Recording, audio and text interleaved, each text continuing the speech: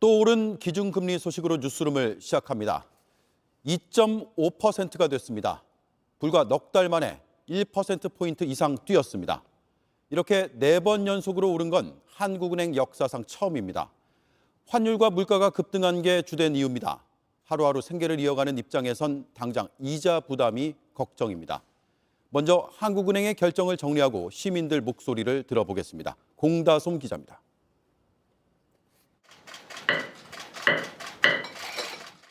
기준금리가 4차례 연속 오른 건 사상 처음입니다. 올해 4월과 5월 베이비 스텝에 이어 7월엔 사상 첫 빅스텝을 밟더니 이번에 또 0.25%포인트 올린 겁니다. 멈출 줄 모르고 폭등하는 물가를 잡기 위해선 금리를 올려 시중에 풀린 돈을 걷어들여야 한다는 게 가장 큰 이유입니다.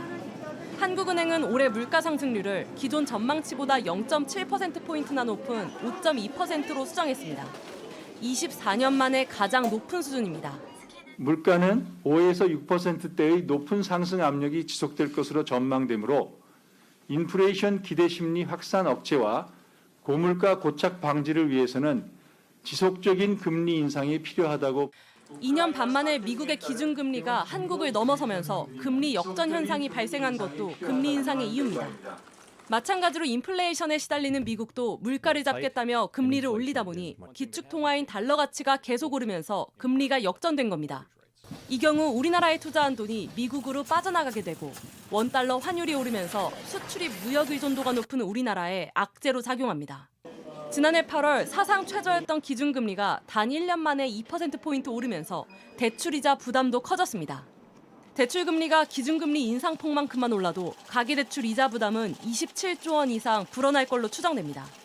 한국은행의 기준금리 결정은 올해 2차례 더 남았는데 연말에 최대 3%가 될 수 있다는 전망이 우세합니다. 0.25%포인트씩 2번 정도 연달아 인상할 가능성이 높은데 경기 침체 우려가 되고 있기 때문에 그런 내수라든가 수출 지표가 좀 생각보다 안 좋게 나온다 그러면 2번 중에 1번은 동결할 가능성도 있다고. 한국은행은 올해 경제 성장률도 기존보다 0.1%포인트 낮춘 2.6%로 내다봤습니다. JTBC 공다솜입니다.